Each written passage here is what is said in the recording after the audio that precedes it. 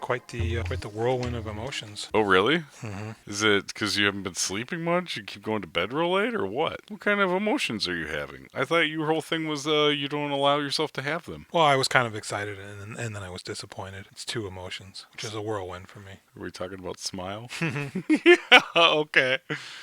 Julian was really excited to see Smile. In his hunt for spookies, he thought maybe that one would give it to him, and he went to see it opening weekend. I mean, I allowed myself to be blinded by the light, revved up like a deuce. Is it Deuce? Uh I always thought it was douche, and I was like, why would the song huh. be like that? Revving that douche. Nah, man. I mean, well, first off, it was opening weekend. We went at about 7:05 p.m. So it was like $18 a ticket. What? Yeah, Is that how much movies are now? because it's like the super DLX or whatever. I don't know, man. The girl next to me, she was so bored. She was on her phone. She was literally twirling her hair, just waiting for that jump scare, which there really weren't a lot of in here. Which is fine with me as long as there's like some sort of legitimate sense of dread or something interesting, But it basically it was like It Follows, but with suicide and murder instead of sex, mixed with like a little bit of the Babadook, because it's also like, oh, it's mental health, but this woman's just sort of being dismissed and everything like the Babadook. Well, the Babadook is stupid, though, because it's all in her head, right? She's just Yeah. a bad mom. Which is another thing because that doesn't appear to actually be the case. I mean, the movie, it's almost like Candyman. Are you talking about Babadook or Smile? Smile. Okay. It also reminds me of Candyman, where it's unclear how much of this is in her head because she has a history. Okay, make sure you don't do spoilers. I feel like people wouldn't appreciate that. That's fair. I think to sum it up, it does a lot with camera work. It's kind of a veneer. It looks better than it is. And the movie doesn't do a good job establishing the rules of how it's supposed to work. Always say goodbye. Never play in a graveyard. Which even in that movie they did the rules, but then they didn't even adhere to them. This one, it's like there are no rules. I mean, there's one rule. No smiling. No, the smiling is almost a requisite. It turns out. Man, what are you gonna do? What do you give it on the spookometer? Oh gosh, like a 2. What do you give it on the movieometer? 4, Interesting. maybe. So I haven't been to the movies in like 4 years. Mm-hmm.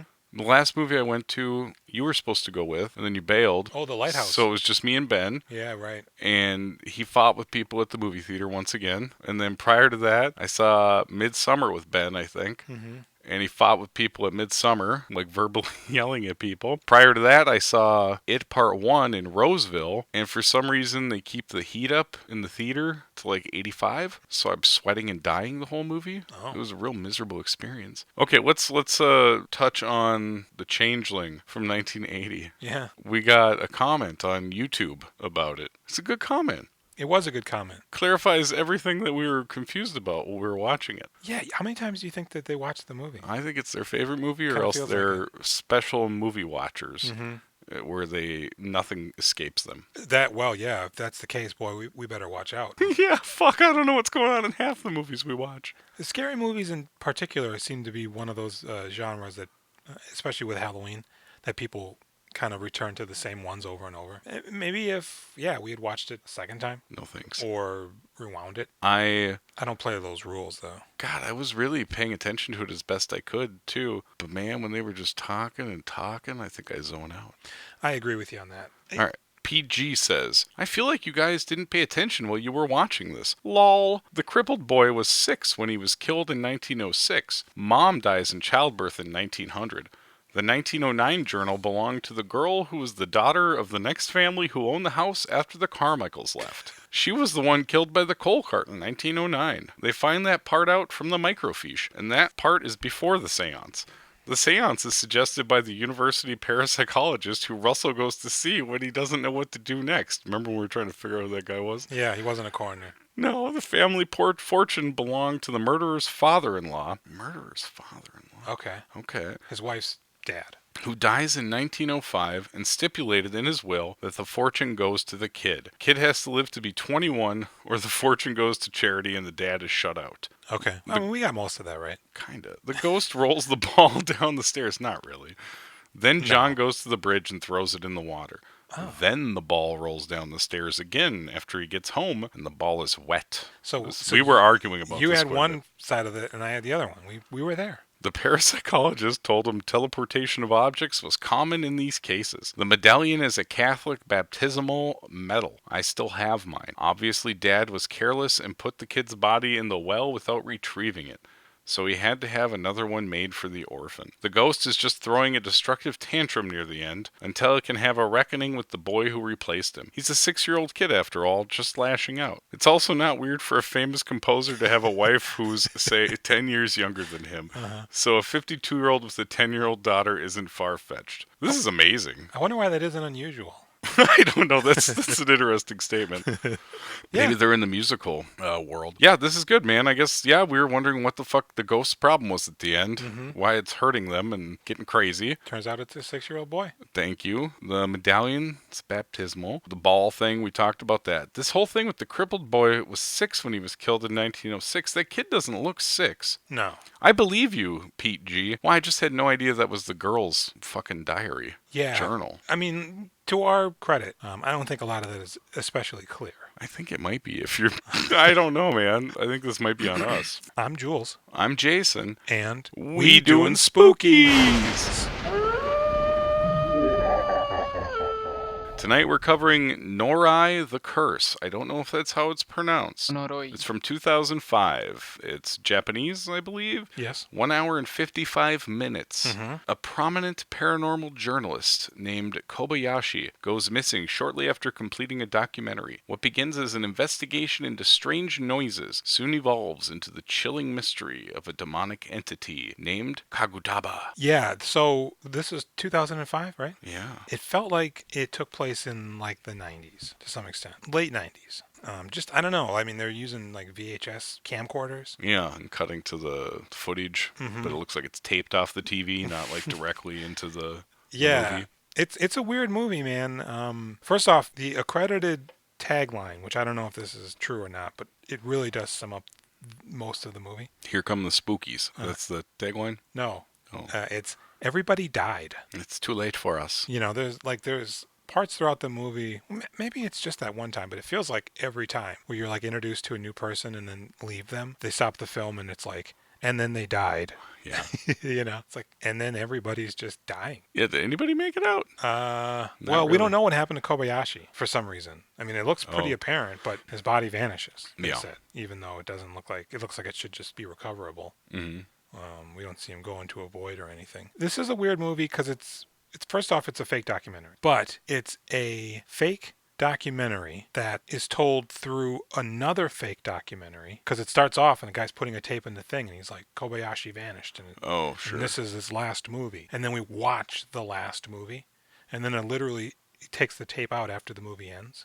And then he's like, but then we got this tape later from when, what is his name? Noroi? Is it Hori? Mitsuo Hori, when he gets out of the hospital, which escapes. Is like, what the hell? Escapes. Yeah, I think that's kind of the silliest part of the movie, even though it's the big reveal. What is?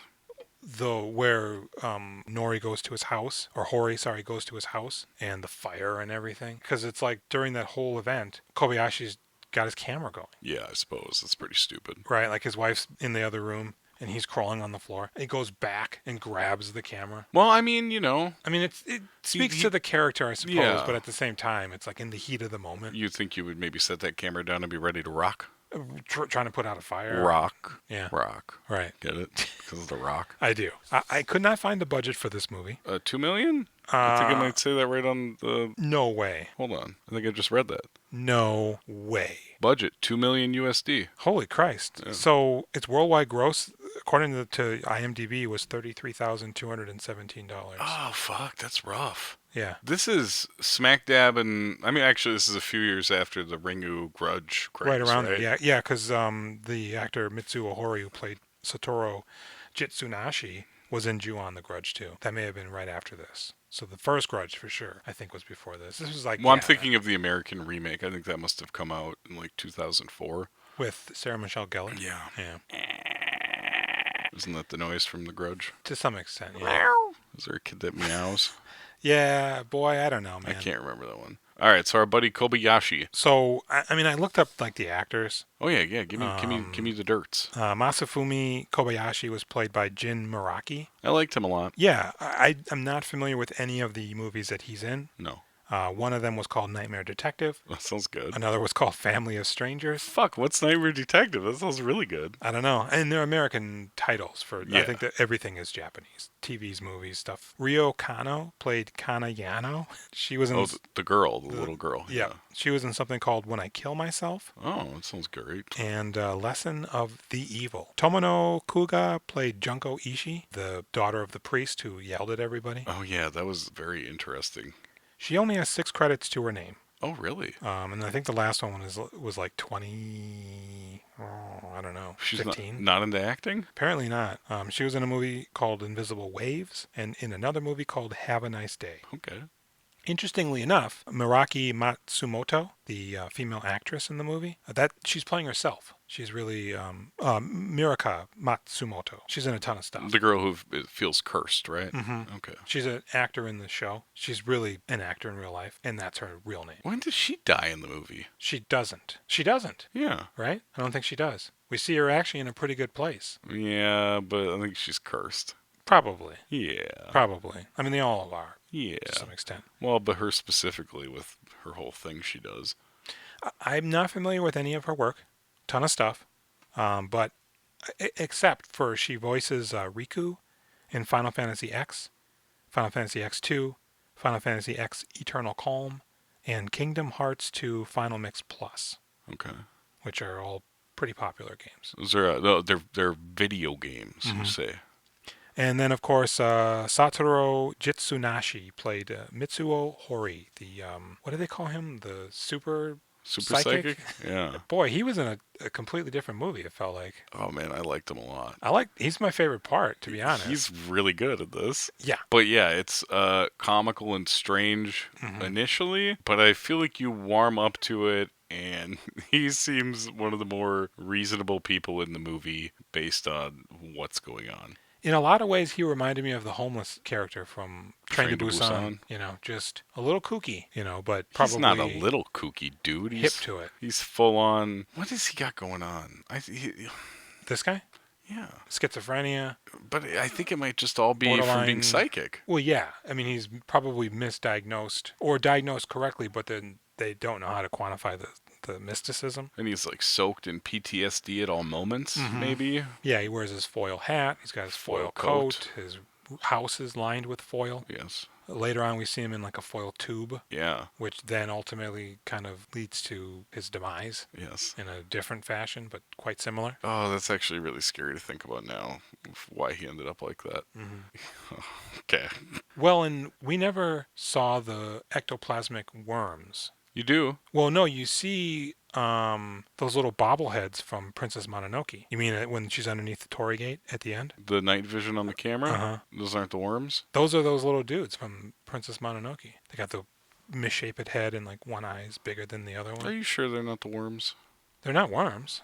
I mean, they're little big-headed. Because when they go and find Ishii, we're jumping all over the place. I got some screenshots and stuff of the blue things. So the blue things, and then when we find Lady Ishii later, she's got all those clay masks strewn about. Those are those things. I'm expecting like sandworms or something. Okay, let's Mm-hmm. back at the beginning. Mm-hmm. Our friend's doing a documentary on what? What is he doing? Psychics? He's doing a thing on psychics. I don't know what it's about initially. Fuck, what does he start with? It's not the people. Because he goes to the daughter, the mother and daughter, who's got the crazy lady next door. Yeah. And they keep hearing babies crying. And that's in the beginning? Yeah. That's not tied to anything else? I'm pretty sure that's what he's investigating because I think they established that he is, doing like paranormal movies or TV shows or whatever. Really hoping Pete G didn't see this movie because we're going to be getting it. He's going to put us through the ringer. As far as I can recall, man, it starts with him going to this house to investigate ghosts, I think. Because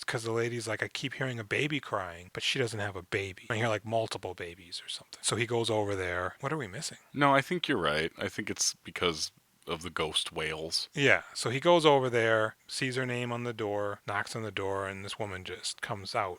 swinging. How dare you talk to me that way? Ma'am, miss, ma'am, excuse me, miss, Doesn't ma'am. she repeat it? And And then that's it. then she slams the door. She has like the most rageful eyes. She's so angry. Yeah. What is she hearing? You never find out what's going on in her head that she thinks he's never disrespectful. I thought maybe she was loose from the timeline like Hodor in Game of Thrones, and she was he says something to her later in the movie and she's angry about it in the beginning, but that didn't happen. That would have been pretty cool. No, it didn't. Now, I'm pretty sure they're also commenting on like the unkempt nature of her yard. And is this then when they find the dead pigeons in her yard? Yes. And then they leave. And as they're walking back, the camera catches a glimpse of a young boy in the window. And then, in case you didn't see it, even though it was plain as day, they do this a number of times. They replay the footage, but in slow motion. And you're like, yeah. Yeah, got it. I saw the boy. I mean, the cameraman sees him and stops and zooms in on him. So, I like it. yeah, you would. I like this movie. I watched this movie on my fucking phone. Oh, Yeah. I saw it on TV, Watched it at work. a big TV, 720p. That's nice. Yeah. And so then I think he just goes back to the lady and he's like, yeah, I mean, she's rude. And then they're leaving and, goodbye, arigato. And then the movie stops. In The five- mother, yeah, go for it. In 5 days, they will die in a car crash, the mother and daughter. Yeah. Maybe they don't say it just like that. No, I think they say that in 5 days, they died in 5 days. Or 5 days after this, they die. And then I think later we see him get the news and he's like, oh my God. He looks at the cameraman like he always does. And gosh, where does it? I think then it goes. He was waiting. He happened to be watching TV, and they showed the psychic program Yeah. with the kids. It's like a game show. Japanese TV is weird, man. They do like the weird writing, and there's like a circle in the top corner that looks like a sun for some reason. And basically, they have a classroom full of children. There's a guy in like a weird coat who looks like he's from the future, and he's doing tests where they've taken pre-written notes and images and put them in like a little vial, and the kids have to like focus on it and then draw what they see. What's her name? Kana? Kana Yano. She is the only one who successfully does it. She nails it. It's on scale also. It's on scale also. Yeah, the lady who's hosting and she's like watching it on a monitor and she's like, oh my God, she's drawing something. Oh my God, is this gonna, And so they keep doing more and more tests throughout the evening and she nails them all. But then on the last one, she draws the face of one of those little freak guys. Yeah. And the guy goes, oh no, sorry, it was Russian, a Russian word. So then Kobayashi goes to visit them, right? And, oh no, I'm sorry. She also makes water Yeah. appear in a vial. What was that about? I don't know. That was kind of weird. And they tested like the chemical nature of it. And it was mostly tap water, but it was also saline and maybe from a river. And there was An animal hair? Yeah, what Could have was been it? a person's, but it's a mammal. I think, oh, did they not say specifically what it was? No, they didn't know. Okay. Wasn't there no, whatever that piece at the end is? Follicle. Follicle. Right. I think that's why they determined it wasn't human. I don't know. So he goes to visit her mom and dad, and they're just kind of talking about how she was like drained after the show. They pushed her too far. She ain't got no power right now. She slept a shit ton or something. And then all of a sudden, the dishes fly off the table. Yeah. And she starts freaking, and the dad and the mom take her into the, oh, sorry, wait, oh, sorry, and they close the door. And the guy kind of starts to eavesdrop, but he doesn't. He just looks at the cameraman again. Then Does she do go we go to missing immediately? No. Then do we go to the late night act where they bring the super psychic in? That is true. They're like in a cocktail lounge or like a comedy club, and they're on stage doing some sort of a presentation. Where are they just bringing in like a cavalcade of like wackadoos? Oh, we skipped it. You know what the next thing would have been? Oh, was it the TV show? Yeah, the unaired footage of Of the the three gal. of them going to the temple? Is it a temple? Yeah, it's unclear. They're doing like some sort of a show. It's almost like Jackass. It's like two idiots and a lady. I think it's the two idiots show, and they bring her along. And Because she's supposed to be a psychic, right? I think so, or have some sort of a thing. And they go to this forest and they find two dead trees, and then a tree right next to it, almost in like a triangular shape, that's oozing. Oh, yeah, and she says, "Don't touch it, don't touch Yeah, it." the one funny looking guy, he goes to touch it. Is it jam? Yeah. She goes, no, no, no, no. And she's starting to get the creeps real bad. Yeah, her She's picking neck's up on tingling. real bad vibes. And she's like, you guys don't notice that or anything? And they're like, no, no, we should get out of here, And she all of a sudden stops. She's like, I hear something. She looks over at the trees, and then she just starts freaking, Yeah. screaming, and she's on the ground, and they, oh no, stop filming. And then we're at the nightclub. It's some sort of an event. There's a host. They introduce, what's his name? God, Hori, who we'd seen him before, have we not? I don't think so. Oh, wait, yeah, there's a video clip of somebody going to his house, maybe. Well, the actress goes there. God, I can't remember if that's before this or after this, though. She's like, I'm looking for the super psychic. And, the guy, oh, I see him take out his garbage. He's a weirdo. And then she goes into his house, and that's when he starts talking about the ectoplasmic worms. Bro, you watched this last night. I know, and bro. you're Mr. I remember all the movies. I know, bro. Well, yeah. I don't remember shit. I think the problem is that I just was completely uninterested. But slowly, like I said, that first phase, or as soon as I turned it on, I said, oh no, this isn't going to be scary at all. Oh man, I was like, this is like a little X-Filesy. This is great. I'm into it pretty much within the first 5-10 minutes. Yeah, I wasn't. It's like, God, this is cheap. It's just, I don't know. And so eventually they bring him out, and he's crazy to them, and he attacks her in a slight way. I don't know what he's trying to He's do. trying to rip the worms off her? Hard to That kind of say. seems like that might be it, because he didn't beat her up. No, he She's didn't. not like injured the next time you see her, but he was on her, freaking out. Kind of shaking her. They were shaking him off. He kept saying, careful for the pigeons or the birds. And then I think, God, at this point, I think Kana is missing. And that's why Kobayashi goes to meet Hori. Yes. And then he goes, right, hey, remember me from the other night? You freaked out? Was he the host? Was Kobayashi the host of He the wasn't night? the host, but he was next to the lady. They were the panel. And so he starts, he's like, you know what happened to, because he goes to visit the parents, and they mention there's a guy that she started being friends with that kept coming around. He was drawing weird pictures, or had weird posters or flyers or something. And he found one that in her room, and written on the back it said, help me, I think. So he's like, oh gosh, we better get to the bottom of this.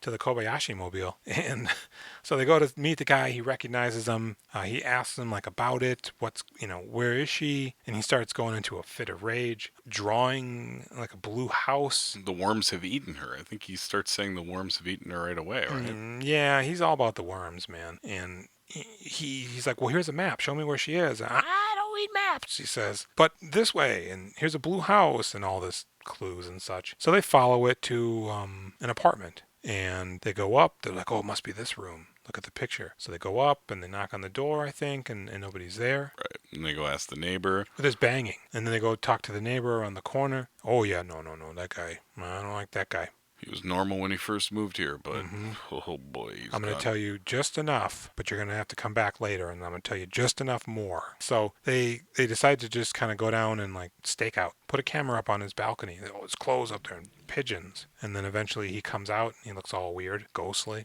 Does he? I mean, he looks, I don't know. It's kind of weird, but I don't know if ghostly's right. Maybe he's just gaunt and Yeah. spaced out. And he just grabs one of the pigeons, looks at it, and then goes back into the apartment. Oh no, what's he going to do with it? Yeah, I think you know. And then they're like, he vanished, right? Like 2 weeks' time or something. 2 weeks later, he vanished. Okay. Don't know what that means, but cool. So then I think this is when Kobayashi, for some reason, meets up with the actor, right? The girl? Yeah. Maybe. Because she's wigging out. Oh yeah, she's have weird thing going on at night. Yeah. She can't sleep. God, I think we're missing like 60% of the movie. Because he's talking to her. Before that, he got a sound sample to isolate the noise that he heard at the lady's house, and it was, in fact, like 5 babies crying. That's disturbing. It What is. the fuck is that?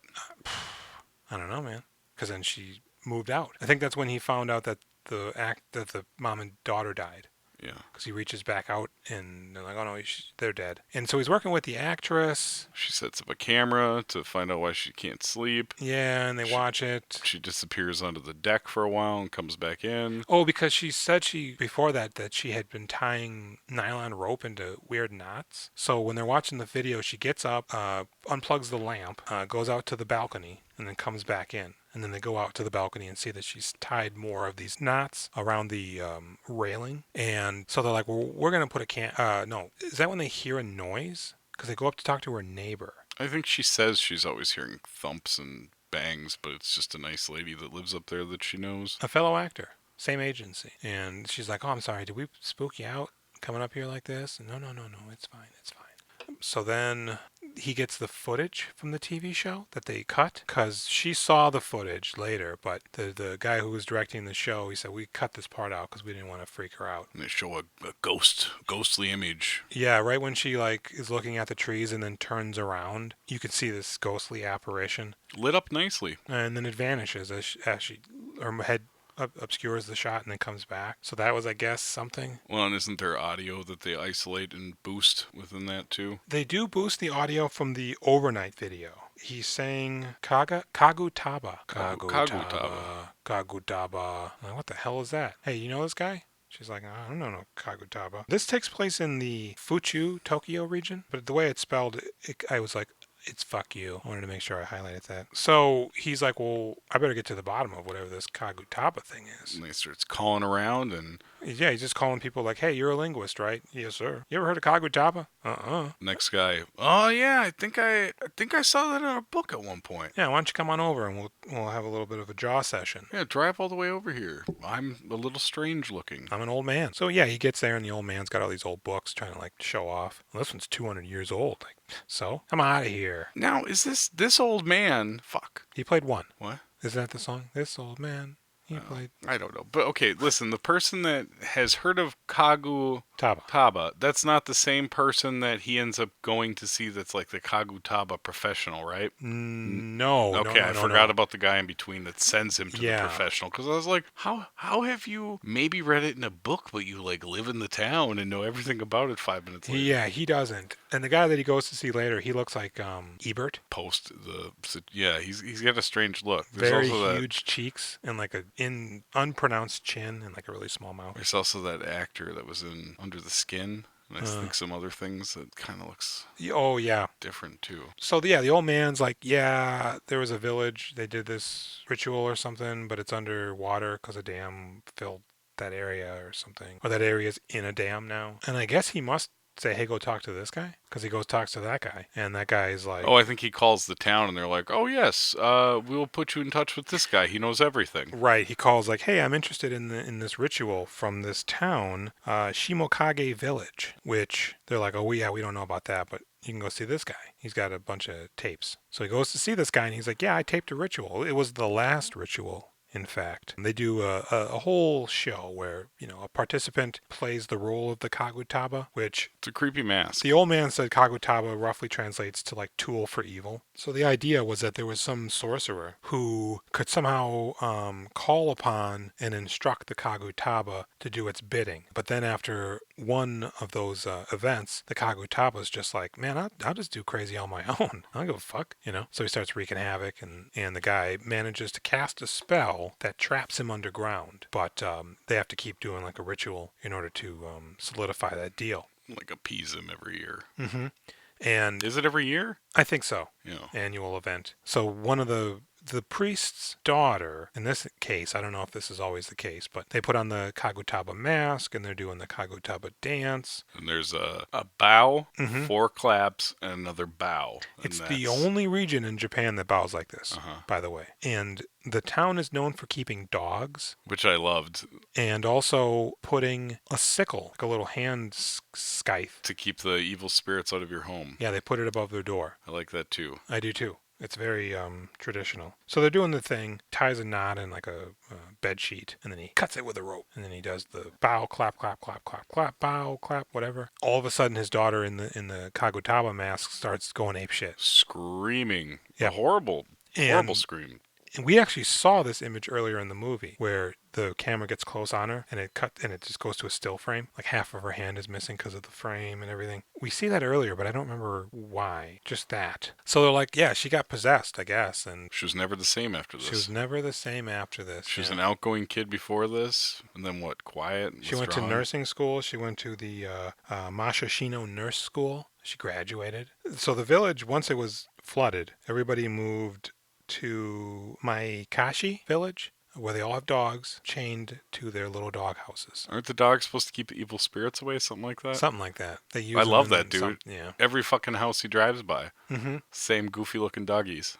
Yeah, man. And so the old guy is like, nobody's doing the ritual, so you should probably do the ritual. And he's like, yeah, we probably should. But first he goes to this new Maikashi village to look for The daughter. the daughter of the priest, because he realizes she was the lady yelling at him in the beginning of the movie. I don't think he realizes it until he goes to the house and she starts yelling at him again. Oh, that's true. And he's like, "Ah, fuck, what?" We get her name, and they'd already said her name, but he doesn't make two and two. Yeah. And there was a point in here, perhaps, when he goes back to talk to the neighbor, who's like, yeah, the guy started getting nuts and screaming at the lady next to him because her baby's crying, but she didn't have a baby. And he goes, oh, that's after this, because he has a picture of her.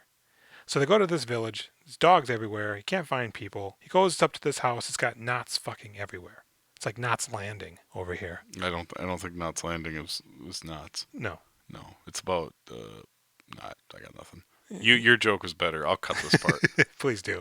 Save yourself some face. Thank you. And there's a sickle. Everybody's got sickles everywhere. So they knock on the door. And boy, I got to tell you, I'm going to pull you out of here for a second. Okay. Why don't we have sliding front doors? Because you can break them and come in and kill us. Everybody over there seems to have sliding front doors. I don't think they have this going on, really. Maybe. Be cool, though, wouldn't it? Slide it open. You don't got to fumble with it while you're trying to get your groceries in. Yeah, I don't know. Sliding doors freak me out, man. Okay. That's always where the fucking rapists and murderers come in. There's a sliding door that's opened in an unexplained fashion and smile. So maybe you're right. So anyways, they knock on the door. She comes flying back out. What the fuck? Did I stutter the first time? No, it's the same thing. She's like, "How dare you speak to me that way?" He hasn't said anything to her. Either of these times. No, he just knocks on the door. Excuse me. Is anybody home? Excuse me. And she comes flying out at his ass and kind of pushes him back a little bit and goes in and slide slams the door. She's kind of cute, too. I like her. Yeah. I want to get in on She's that. scary. I want to know her. Which is pretty. I want to take her on a date. Yeah. Just a real good shouting match date. So they're like, okay, hey, other lady, do you know this chick up here? Is she nuts? Oh, no, she used to be cool. She went to this nursing school. So then they go to the nursing school. They're like, you mind if we talk to you about it? No, that's fine. She was cool. She went back to her village to work with her father, who was a priest named Priest Ishii. And then he goes, Ishii. Oh. Looks at the cameraman again. So then they go to the neighbor, and he's describing the lady, and he goes, was it this lady? And he goes, I am absolutely positive it was that lady. Pretty good. Yeah. That guy, a lot of this felt like comedy. That guy, Hori's character, just every time the camera stops and it's like, and then they died. It was just like, this is a laugh riot. This is an undercover comedy, man. So they're piecing it together now, right? They know that because when she was a nurse, there was rumors, because they worked at a clinic that was an abortion clinic, and they were doing illegal things there, doing abortions at 22 weeks. Yeah. And it was Ishii's job to dispose of the fetus. And the rumors were she was taking him home. Eating them? We don't know. I don't know if they mentioned that. We don't know what she's doing with them. We don't. She's doing something with them, though. She's doing something. A lot of them. So we know she's crazy. Perhaps if you mush them all together, they'll transform into a small boy. Oh, maybe. Transform, like Voltron. And I'll be the head. Mama. Hello, mother.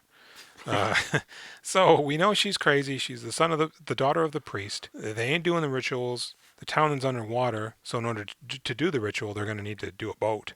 Hori sort of seems to be a key, so they go back and rope him in on this, and the actress, because they're trying to... We're already there, huh? I think so, man. They're trying to vanquish the spirit from the actor. So they go out on a little bit of a rowboat. Kobayashi's manning the camera in the boat, and the cameraman's back on shore with Hori. Yeah. So they do the clapping and the cutting of the rope with the little thing, and she's sitting there looking kind of weird, Yeah. and Like then almost like something else is now inside of her controlling her. and she goes, "Oh no, I'm good." I feel so much lighter. Yeah. But then, meanwhile, Hori is freaking the fuck out on Yep. land. Them worms is coming. Is it? Does he even say the worms? He's I just like, think so. come to shore, come to shore. He's trying to get them. But I was like, what's gonna come out of the water? Yeah, I'm waiting for a big whale. What? How scary would that be to be out there and things start attacking from the water? It'd be extremely scary. Fuck. That's my worst nightmare. Yeah. What are you gonna do? Swim? Yeah, man. Good luck with Right. whatever's already in the water. It's like that Creepshow movie with the slime that's in the water. You remember that? Oh yeah, the raft. The hot chick sunbathing and she like reveals that half her body's eaten or whatever. I haven't seen it for a very long time because it's Creepshow 2, I think so. and Yeah. that is not a good one. No. But the raft is maybe good. What is that? That's the one. It specific doesn't one. end with the guy stuck on the raft and the things all around him. Yeah, it's like a pontoon, like a floating dock. Okay. Like a big piece of wood with like something keeping it afloat Are they all that they supposed swim to be? out to. I think it's a Stephen King short story. That probably. Yeah. I should watch that again. Hey Siri, I don't have an iPhone. No, So- I like to do that too. So he's like, "Yo, man, you gotta get the fuck out of there!" And they rush to shore, and they're like, "What's going on, man?" And he's like, "Oh, don't you see it? They're coming!" And he starts wandering off. And Kobayashi's like, "Hey, cameraman, you stay with what's her name, Miraka. I'm gonna go with this guy, but I'm gonna take my camera with me." He's like after him for way too long. Oh, It's crazy. It becomes nighttime, right? it's like This it's not is even what- dusk yet, and all of a sudden it's nighttime. So he's following him for a good couple miles. This is pretty awesome. Kilometers. This reminded me of the Blair Witch so much. It does very much get into the Blair Witch feel. I was pumped when they all decided to go back to the village, which, by the way, we forgot to mention that when they go back to the village, no more dogs.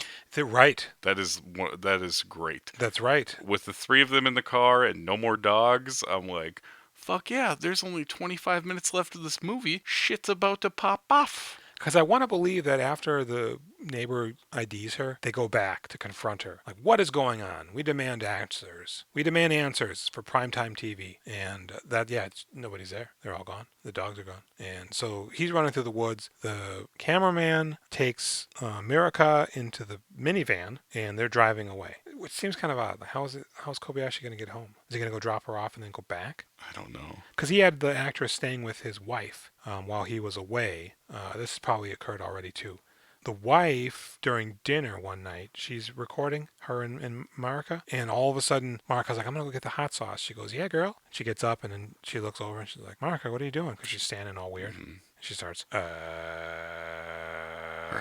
Her head's cocked like to the right. And then all of a sudden, 3 booms on the window. Boom, boom, boom. And then Marika falls. Marika! Oh my God. And she grabs the camera. Marika, oh my God. And she wakes up like, "Oh, I was making noises? That's weird." Yeah, and then something hit the window. So then she goes to look out the window. She recoils in horror. Dead pigeons. Yeah, the wife looks out. She recoils in horror, but we get to see it because she's got the camera. And dead pigeons, they flew against the window. Why are they so freaked out about the birds? I don't know, man. I mean, they were dead, and it's kind of ghastly, but it's not like they were, like, exploded or anything. Oh, and this is why she wanted to go back to the village. She felt like, this is an omen. She's going to die. We need to go now. Because they find out that the roommate, or the upstairs neighbor, she died. She Was one of several people that hung herself in went the into park, a suicide party, yeah. including a creepy pigeon catcher that used to live next to Yes. Ishii. And we see that not only did they hang themselves, but they tied the knots in the rope on top of the swing set. Boy, kids are going to swing on that again, huh? Yeah, for sure. So do you think these are all ritual sacrifices? I don't know, or like, man. what is happening? I don't know. It's weird because clearly, like, so I was expecting when he played the Kagutaba sound to her from the video, I was expecting her to drop into like a trance and start doing something. That didn't happen. So it's unclear if it's controlling her, if it's telling her things, and that's controlling her. So yeah, they're like, "We got to do the ritual, man." And so they're driving away. Kobayashi's running after Hori, who's just like going through trees and just making all sorts of accusations to the nature. And this girl, she said, "I'm fine now. All of the bad is gone from me." And the cameraman conveniently puts his camera down in the car so it's facing her in the back seat, and she starts a little bit. And he goes, oh no, what's going on there? So then eventually, do they go back to the trees, or they just go to a clearing and there just happens to be a torii gate? Because all of a sudden, man. Hori's like, he's like, "Where'd you go, man?" And Marika pushes the cameraman out of the way, and she starts screaming and running into the forest. So he starts chasing her, and then eventually, he finds her. She's collapsed on the ground, shaking and screaming, and he's like, "God damn it, woman, what the hell?" And Hori, he's on the ground, but he's like pointing or doing something, and then like Kobayashi like flips out or falls or faints, and his camera gets all weird, and then it comes back when he puts on the night vision, and we see what I believe is Kana Kana. ensconced in these little freak dudes, It's a great image. babies, kind of. They're quite small. You know, they're little freak dudes with like masks. If you'd seen Princess Mononoke, if you've been following us, it's those little white dudes that shake their heads. They aren't shaking their heads in here. Clicking noises. Mm-hmm. You know what? Maybe because I watched this on my fucking phone, Yeah. I thought those were the worms. And honestly, I was hoping we'd see some worms, some Hellraiser type shit. Not the case. Tremors? And then it stops, right? Like he turns off the night vision and looks back, and it's gone. And Marika, Well, but I mean, why doesn't he turn the night vision back on? It seems to reveal the psychic evil. I don't know. I mean, obviously it's for us that he turns it off, so then we see it's not there. Oh, did he not see it, you think? Maybe. Oh. I don't know. But it kind of feels like the sort of thing where, yeah, if you're going to turn it off, go back to normal view, that's for us. So we as the audience understand, oh, you need like night vision or something special to see this. Then you would think, yeah, he would just turn it back on and see what's going on. But he doesn't. And so we don't know. It seems like something's attacking Hori and going down his throat, right? I thought the Yes. worms were going into him. Yes, he's all mouth agape. It's not like Ouija or another movie that I'd seen recently where they stretch open mouths and climb into them, which seems to be a thing now. And then it just stops, right? I mean, what the hell happens? Hori eventually is committed. Yeah, the girl seems fine after this happens. She's like, oh, I'm cool. Wait, when did they find Ishii? They go back, I think. Oh, so while he's chasing Hori in the woods, he finds all those dead dogs. Yeah, that's great. Every freaking dog. I mean, there's like 40, 50 dogs. Yeah. They're all dead, cut open and shit. Like, who did that? Kagutaba do that? He's capable of mutilating stuff. Because then there's like strings, or maybe it was Ishii. We don't know. She seems to be some sort of vessel. There's like thread going around, and it's got feathers and chicken feet or Yeah. pigeon feet hanging, and the camera's getting right up in there so we can see. Oh, it's feet. And Hori goes, "Don't go in there, bro." And then good call, Hori. Thank you. So yeah, then it's like, oh man, everything's cool now. She's fine. She's like, I never felt better. Although I do feel bad that girl died because we kind of roped her into this sort of. Did we do this? And he's like, nah, don't even worry about it. I don't even remember her name. You know, that's how Kobayashi lives his life, 1/4 mile at a time. Nice. That's a good way to do it. Mm-hmm. And so, My friend Vin lives like that. oh, Yeah, Vincent. Sounds like a nice guy. He's pretty cool. Sounds like a real wholesome family man. He is. He's actually all about family. Good for him, man. And so everything's happy and smiling. But when does he go to the house? Oh, that must be what happens. Before we catch up with Marika, he goes to demand answers, and he's really knocking on that door. You know, he knocks a good loud couple of times before he decides to take it upon himself to open it and go in. And hey, get a shot of this. There's dead dog on the floor, which I guess maybe she did that then. So that's insinuating. There's dead birds. They go upstairs and they find her hanging. Yep. I thought she was levitating at first. Oh, really? I was like, oh, now it's getting spooky. I was hoping to get like a good shot of her hanging, but it's all like close-ups that you pan up and down the body. Well, it starts off like slightly from afar, but it's obscured by the rope or whatever she's got hanging up all around. And then, yeah, it kind of gets in there. We don't see her face. We don't even see the noose to know, I mean, did she do it correctly? Is this a sheep shank? I'm sure it's those knots. Probably. And then he goes, oh, it's a little boy over here. There's a boy behind here. And they look behind the altar, and there's a boy. Yeah. He looks. Is it an altar or just a bookcase or something? I don't know. Could be a podium. I think it's just like a shelf. Could be a dais, for all we know. Maybe she's a debater in her spare time. I mean, she shouts like a beast. So the boy is also sitting next to Oh yeah, Kana, who's dead. Cold to the touch. He says that, yeah. He's shaking her. And then he goes, oh, are you okay, boy? So then the authorities, of course, get involved. And they say, well, the Kagutaba died with her, I think is the assumption. For some reason. And he takes the boy in as his son, raises him. He goes on to a pretty successful minor league baseball career and has a few children of his own. No, that doesn't happen. No.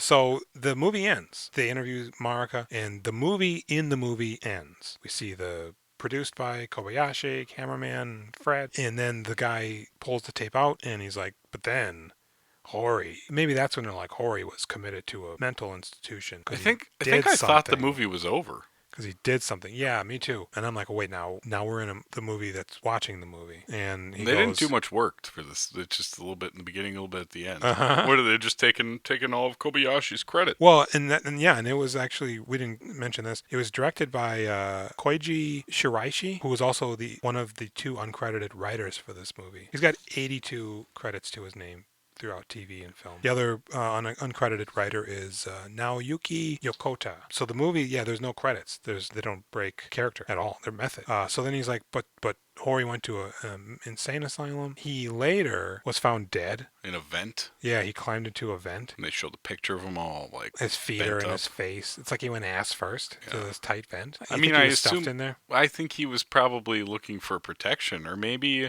he was trying to get to the vent, and whatever it was bent him and stuffed him. Could But be. yeah, something awful happened. Yeah, it didn't Quite look a good. miserable ending. And it was on the front page of like a tabloid. It looked like. But before he died and after he was committed, he broke out of the institute and made his way to Kobayashi's crib, who recorded the entire incident. So Hori's outside, he's in his gown, he's got a big rock in his hand. Kobayashi's like, "What are you doing, man? You shouldn't be here, and you probably shouldn't have that rock." And he keeps saying something, right? I think he's saying the boy is Kabutaga. I don't think he says it yet because he's still outside. And then all of a sudden, I think he sees Kobayashi's wife, rushes into the house, pushes past Kobayashi. Oh, he says that Kobayashi's already dead, right? Maybe. So Kobayashi rushes in and he finds Hori holding the boy by the collar with the rock, threatening in a menacing way. The boy's already been gashed open. He's bleeding. And I think he may have hit his wife, too. Yeah, I think his wife's on the ground by this point. Mm-hmm. And he's like, "Yo, man, no, man, what are you doing?" He's like, "No, Kagutaba. This is the Kagutaba right here. This is the real deal, man." And then he just turns around, throws the boy on the floor, and starts smashing him Smashing that fucking skull in. with the rock. And Kobayashi rushes him. He kind of hits him, and he falls back. And I think once he regains camera composure, we see the boy, but he's got the Kagutaba face. Oh, is that also? The Doesn't mask. he have like a big dip in his head, like where it's been smashed? That's the mask. It's the mask, and then it's not the mask. And he's just the boy, but he's bleeding. Oh, And Hori's standing there, like, silently kind of looking at him. well, now he's controlled by him. Exactly. So he walks over and just mashes Kobayashi in the head and grabs the boy's hand, and they walk out. Yeah. And then all of a sudden, his wife's, "Baby, what you doing?" And she gets up and goes into the next room. I fucking forgot about this And part. she starts dousing herself with Gas, kerosene, gasoline. whatever that is, they have it in the house for some reason. Also, not the first time I've seen this recently. And then she lights herself on fire. And he, "Oh my God." And she wakes up. "Oh, what the fuck? I'm on fire, Jack." And she's, flailing around, lighting the house on fire, and then goes off camera into the back room, and it's just blazing up. So Kobayashi, he's like army crawling over, "Baby." And he grabs his coat and he starts trying to hit the fire, which is like futile, crawls back, grabs the camera, and starts crawling towards the thing again. And I think he collapses maybe. And so we already know that she died in the fire and they found her body. And that he's missing. He's missing. But why is he missing? Yeah. Right? Did they take him? Because it seems like they left. Yeah. They were gone. And he's in rough shape. So it doesn't seem like he's going anywhere. And there's no indication that he's like faked his death to go on a vengeful revenge trip against the boy. Yeah, you would have had more footage if he did anything after this. Mm-hmm. A cliffhanger at least, or a post-credit scene, which there weren't credits. So I would assume he must be taken the second he leaves there by something. yeah, it doesn't make sense because nobody's vanished. That one guy did vanish, but we later find out that he hung himself. So there doesn't seem to be a tendency for anybody to vanish. Should we tweet him? Probably should. We'll ask him what's going on. Probably should. Nice. And then the movie ends. That's it. I like this movie. I liked it. Again, it's much like The Changeling. It's that investigative factor that sort of starts to hook you. The Scooby-Doo aspect. Like, oh, there's something going. Because at first, honestly, to me, it felt like a very jarring collection of events. And then this aired on TV. I'm what? Now we're watching this TV show? But it's all tied into one thing. Yeah, I thought we'd get Yeah. a couple different cases before we got to the main meat. Mm-hmm. No. No. And he's, except for at the very end, although there's some fraught, frantic moments, he's never in danger. Nobody's really ever in danger that we see. movie. It feels dangerous, though. Kind I'm of. always I mean, worried it's they're all going to die at any given time. well because everybody died, Yeah, according to the tagline, and you never know when the movie's going to stop and be like, yeah, they died. it's true. Yeah, I don't know. Did you get the spooks from anything in here? No, absolutely not. Oh man, Absolutely not. I was really working hard after the movie ended, trying to figure out if it scared me or not. Hmm. It had some pretty cool, spooky moments that I didn't necessarily find scary, but I thought were effective and cool. Hmm. Like the Blair Witch sequence at the end, the night vision shot of the dead girl and the creatures. You mean where they're in the woods? Yeah. Yeah. I was quite worried when they were in the boat. Hmm. The head smashing I thought was pretty good. Yeah, it didn't really spook me though. I mean, and some of the problem is that I mean, Kobayashi's not going to die Right, until he's just gonna vanish. until there's a They fire, tell you, yeah. right? So I don't know, man. This is an interesting movie, like the middle 40 minutes of it, and then I look at the timestamp. I'm like, God, I still got 30 fucking minutes of this. This is the one that somebody said they shit their pants watching, right? Yeah, On Reddit? boy, they must have just been incontinent. Man, all these threads, though, they just keep popping up. What's the most underrated horror movie? What's the scariest horror movie you've ever seen? Not good lists. Yeah, when I think the problem is that it's always some chicken shit who chimes in. So you're like, oh, this sounds legitimate. Vader 432 shit his pants. Turns out he's 8 years old. Yeah. I just played a game called Ghostwire Tokyo that dealt with a lot of this. You play a guy, everybody in Tokyo goes missing one night. Jeez. And like their clothes are on the ground, like Night of the Comet. Like a real rapture thing? So there's like this ghostly entity that basically claiming souls.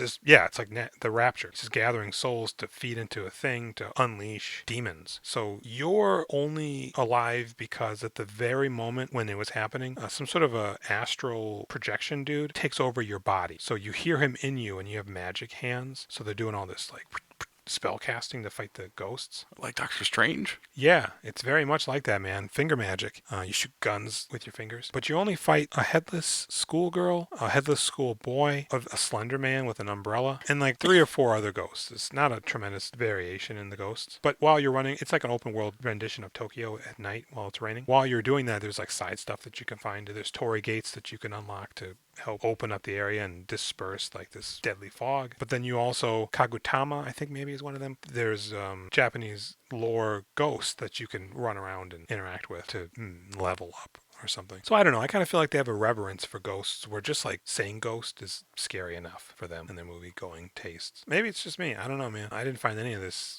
anything. But interesting. If I had seen this without the movie wrapped around it, but it was just like lore of like a actual Japanese show that the guy went missing or whatever, that may have been a little bit more interesting. Maybe him missing while in the woods, do a Blair Witch instead of the whole thing later on. That might have been interesting too. But you liked it, so that's all that matters. I did. I enjoyed it. Where does it land? Where does it land on your spookometer? All right. I mean, I'd give it like a. What did I give? I gave fucking Prince of Darkness like a 5, right? Because I thought other On your people might find spookometer? it spooky. I think you did, yeah. I would give this like a 5. Then, Okay. even though personally it scared me, maybe a 2. Mm-hmm. Where does it go on a spookometer for you? Yeah, it'd probably go right around a 2 for me. If you like, I mean, it's not even like The Ring or The Grudge or that cell phone movie, in that there is no elements of genuine horror or people dying, like as the result of this girl coming out of the TV screen and warping their faces or whatever. They're just dying all around for inexplicable reasons. Yeah, you really don't get to the bottom of what exactly is happening. No, like why did the mother and the daughter in the beginning die in a car crash? Was that orchestrated by the Kagutaba? Being punished Because they for outed her or outed Ishi? that's the vibe, right? Seems like it. I mean, I'm sorry. They also said Kobayashi concluded that, and I didn't get this part because I felt like Ishi was the nurse and then wasn't the nurse and was the priestess or the priest's daughter in the ritual. And then from that point forward was just a crazy person moving around. But they said that Kobayashi surmises that the infants that she was stealing, the fetus, the dead feti, she was feeding to Kanayana, who was the vessel to channel the Kabutaba. Who's Kanayano? The young girl, the psychic girl. She's feeding them to her? That's what Kobayashi says. But didn't she steal the fetuses like a while That's ago? what I'm talking about. I'm like, did she have them on ice? How does this... I guess the timeline might work because she was in that city and then she moves home, right? Back to that village. She left the village. Fuck. I think when she moved home, that's when we see the last ritual. because she moves back to the village, and it's right before they flood it, which was in like the 80s, I think. No, They literally say in the 80s. No, what? She doesn't move back there until, like, now. That is a different village, because everybody from the original village had to move because they flooded it for the dam, which is why they couldn't do the rituals. So the original village was the Shimokage village, but then everybody from that village relocated to Meikaishi and no longer could do the ritual. We need Pete. So I'm pretty sure that doesn't make sense. But then they're like, we kept hearing the babies, so maybe she somehow could mystically keep these dead fetus alive? Like No, they're like ghosts, I think. Or their souls? Yeah, the souls are screaming. There's no way these Is that babies the are little alive. dudes with the mask running around, the little freak dudes? You love calling them little freak dudes. They're little freak dudes, man. Got no pants on. I don't trust them. I don't have a clue, man. Because he said that, and I rewound it, because I'm like, what is he talking about? How is she feeding this child? Or has she been following them this whole time? No, I don't know. And Hori said she was eaten by worms right away. Yeah, not the case. What the fuck is going on in this movie? I don't know, man. As a movie, I'm going to give it a 4. Oh, yeah? It's slightly enjoyable, but as you can tell by how irate and befuddled I am, it doesn't hold together. I give it a 7. Oh, I say shit. Compelling. Oh, fuck me. I liked it. Yeah, good for you, man. Down to clown. Good for you. Heads up. Nightmare detective. Yeah. A detective investigates a string of suicides where the victims slash themselves in their sleep. That sounds good. That does sound good. Put it on the docket. So this is the last of the spooky movies. Yeah. Because VHS 99 was last week. What a run. Remember how good that was or wasn't? Yeah. So, spooky season's over. Reveal who our next person is. So our next person, drum roll please, Keith Gordon. Keith Gordon. Keith Gordon. Y'all know about Keith Gordon, right? Y'all know about him. He's a real shitter. That he is. Keith Gordon from Christine, Back to School, The Legend of Billie Jean, Dress to Kill, Home Jaws movies. 2, Home movies, Single Bars, Single Women, Dexter. The Bridge, The Bridge. I Love Trouble. Wild Palms, Yep. Delivering Milo. Did we watch Wild Palms? No. Oh. Brooklyn Bridge. Brooklyn Bridge. Is that what it's called? Uncle Hubie? Yeah, Uncle Hubie. Jesus. What else is there? Static. War Games. Combat Academy. Combat Academy. Static. Fucking Yeah. Keith Gordon. I love Keith Gordon. He does. And will I? We'll find out. That's the question. We'll get into it immediately in the first episode with Jaws 2. Yeah. Keith Gordon's first credit. Yeah. That you can find. You could find us on social, I fucking forgot about doing this part. where we do we do in filmographies on pretty much everything. Facebook, Reddit, Instagram, YouTube. But on Twitter, do Also- filmographies. That's right, do filmography. Because Twitter is a shitter, and they don't let us do what we want to do. Gmail, too. You can send us a Gmail at that address. And, we also got a hotline. 763-634-1897. There you go. I'll be Jason. I'll be Jules. And we'll be doing movies. Yeah, again, we'll be doing filmographies. Oh, yeah, that's what we call it. Yeah. Bye.